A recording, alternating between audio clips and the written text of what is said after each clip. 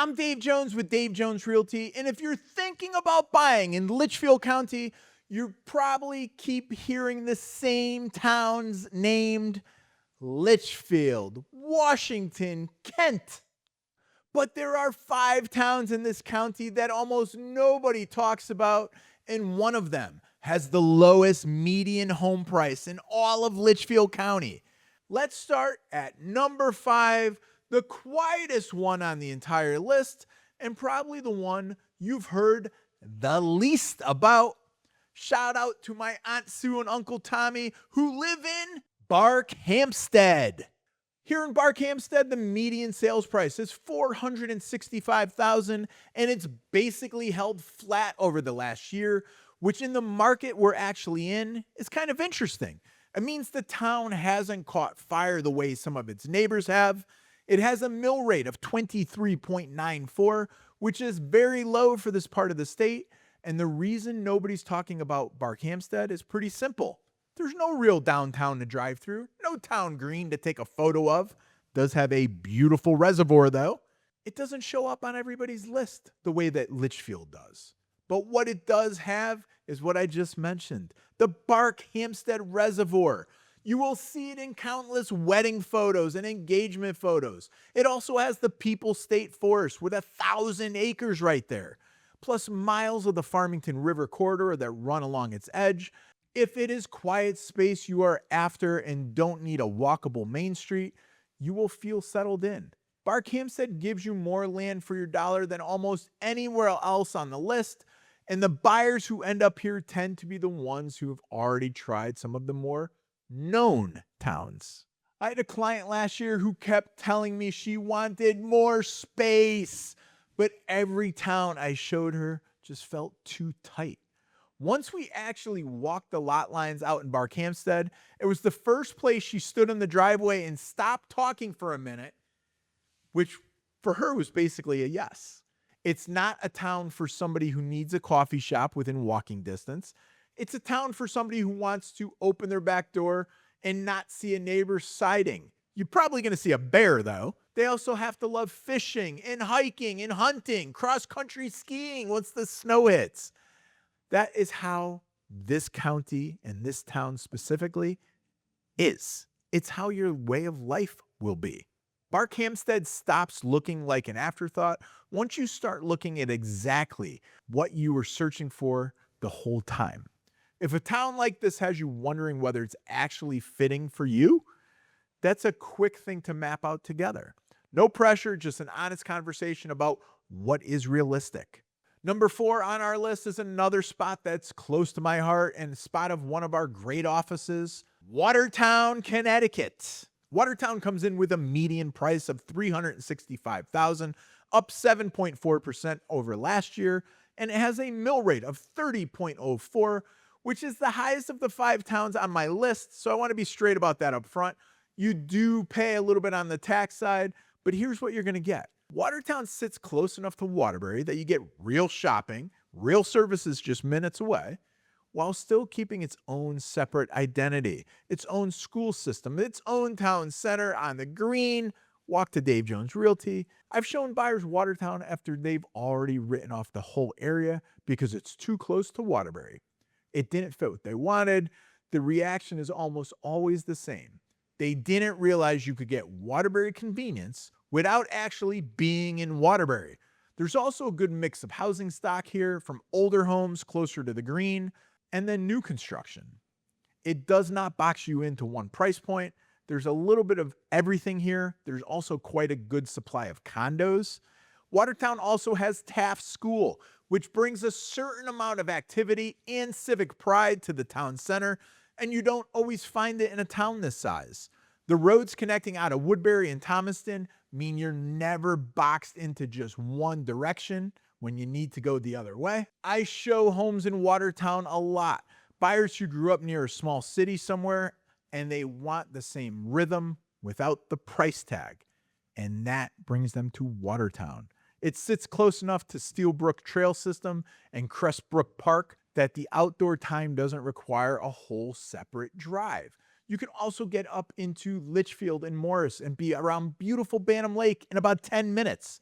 You can be outdoor on the trails any day, which is one of the small conveniences that add up year after year living here.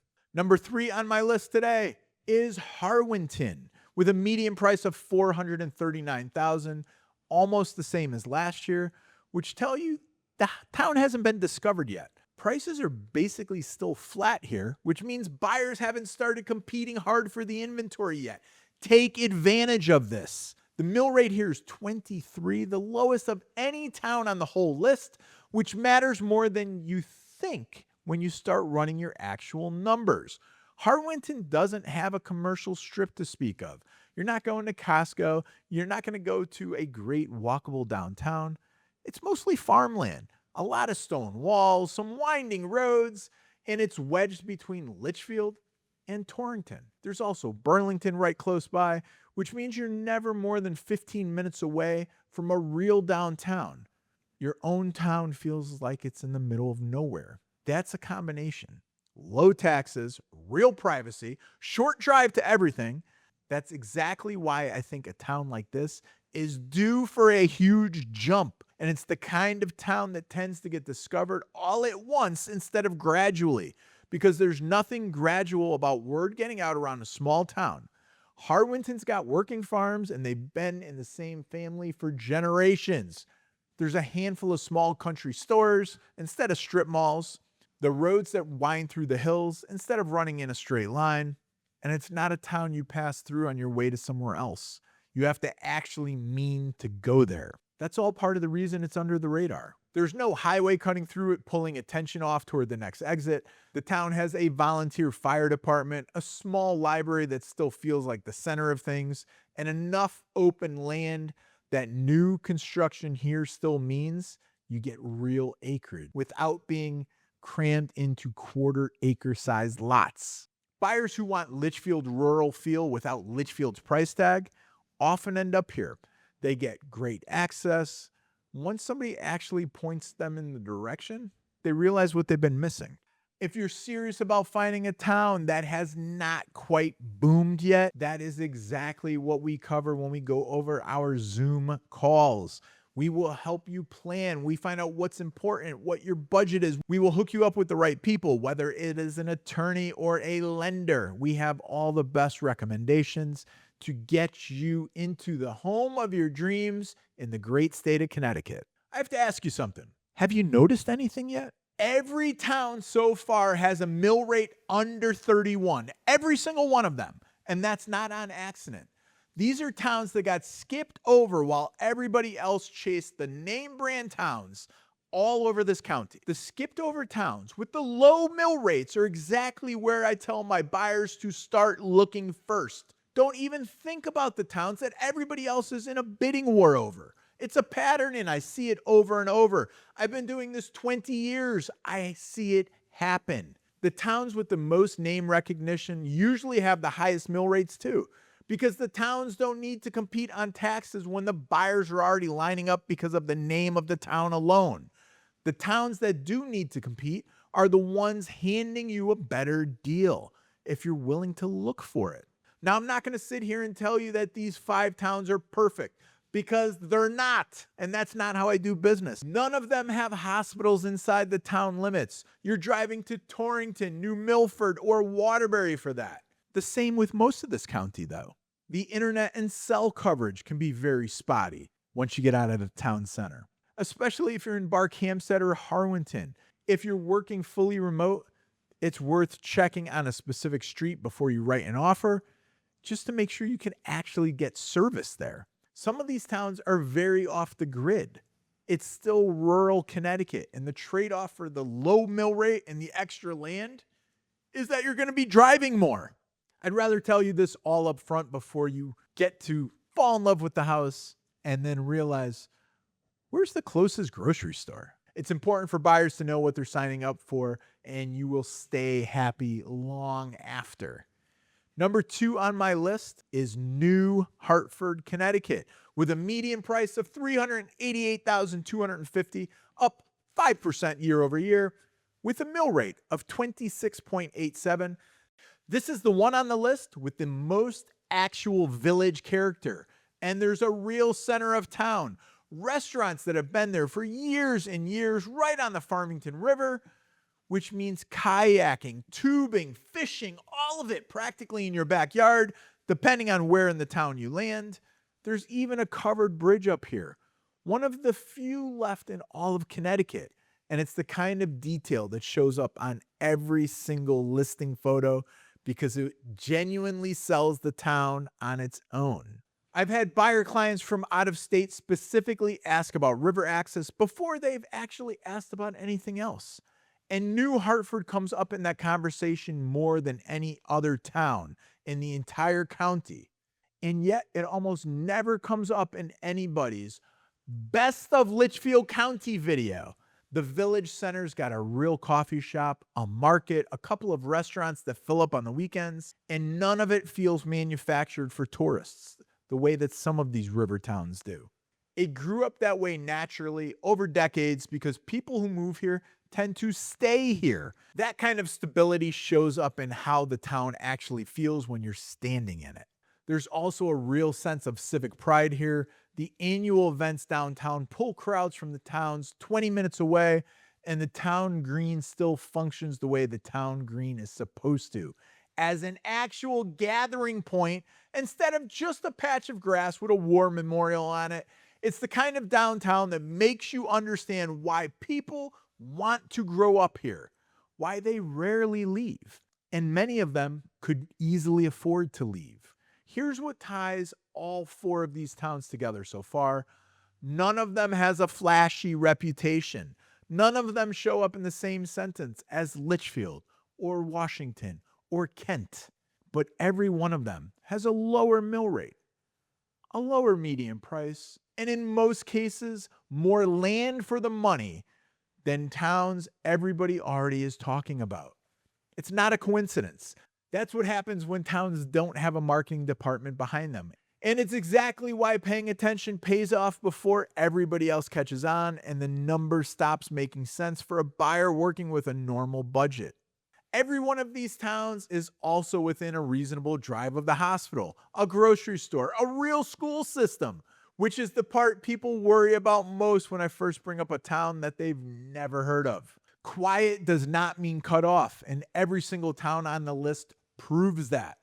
Which brings us to number one, the town that ties this whole list together and proves the point I've been making the entire way down this countdown. Before I tell you, I want you to guess. It's not the one with the lowest mill rate. That one was Harwinton.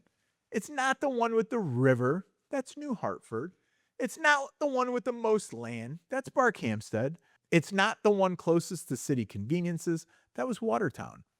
This is the town with the single lowest median home price in all of the county. Lower than every other town we track. The number one most underrated town in all of Litchfield County. The one I would tell everybody to go check out first. Winstead in the town of Winchester.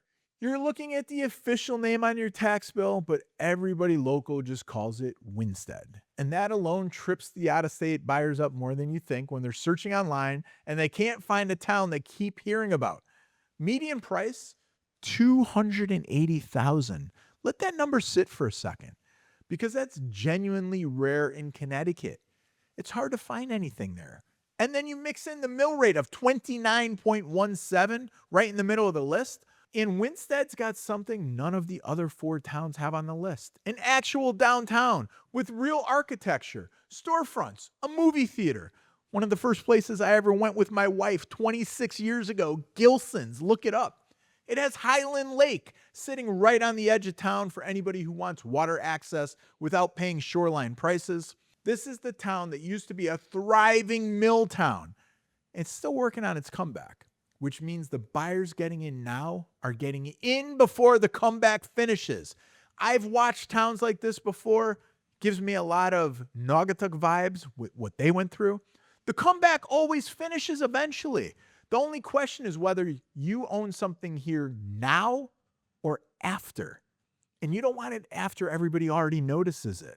Downtown Winstead already has more surviving early 1900s architecture than almost any other town this size. Brick storefronts, a real main street grid. It's slowly filling back in with small businesses the same way towns like this did when people started paying attention. There's a genuine sense that this town is on its way somewhere.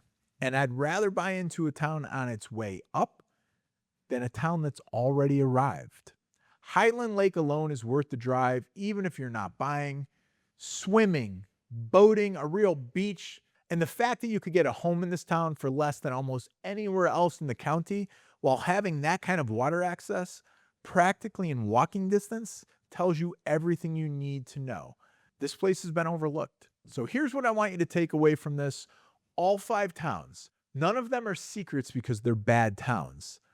They are secrets because they don't have the name recognition that Litchfield has. Litchfield's built that over decades. Buyers default to names they already know instead of doing the work to look past them and see what's actually there. Every single one of these 5 towns gives you something real. Space, a river, a low mill rate, actual downtown. Every single one of them is still priced like nobody's paying attention yet. This is exactly why the window I'm trying to point you toward is closing. I'd rather hand you 5 towns with a second look than one more video repeating the same 2 names and every other YouTube video that's already covered. So here's what I want you to actually do with this information. Don't just default to the name brand towns that you keep hearing. You have to think about it. The algorithm is just showing you what gets clicked, not what actually fits your budget and your lifestyle. That's where my team comes in. Go look at the mill rate for any town before you fall in love with the median price, because a lower sales price with a higher mill rate can end up costing you more month after month than a slightly higher sales price in a town like Harwinton or New Hartford. And if a town feels quiet when you drive through it, don't assume it means there's nothing there. Sometimes quiet just means nobody's told everybody else about it yet. Take a Saturday drive through all 5 of these towns, back to back. Start with Barkhamsted, end in Winstead, and you'll come away with a completely different picture of this county. If you want to see how 2 towns everybody does talk about in this county actually stack up against each other, you can watch our comparison video. 2 side-by-side Litchfield County towns head-to-head.